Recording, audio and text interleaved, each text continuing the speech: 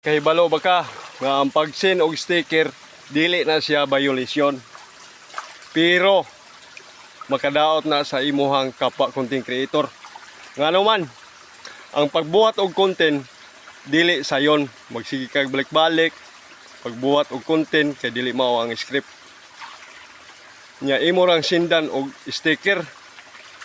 Imbis ipalago ang video dito sa wider audience, dili na noon kay matabunan sa mga sticker.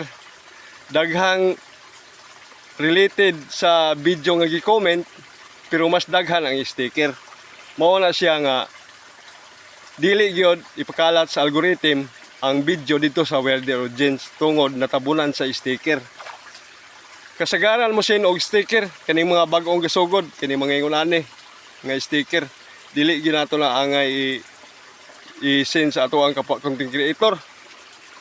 Kay ngano man, kabalo ba ka kung bago kang gasugod ug musin kag sticker, unya balawsan po kag send og sticker?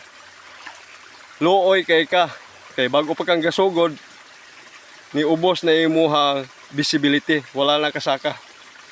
Muna nga isip usa ka content creator, hopefully ato ang buhaton diri magtinabangay ra, dili na ta musin og sticker. 2026 na, mag-inusab na ta mga idol.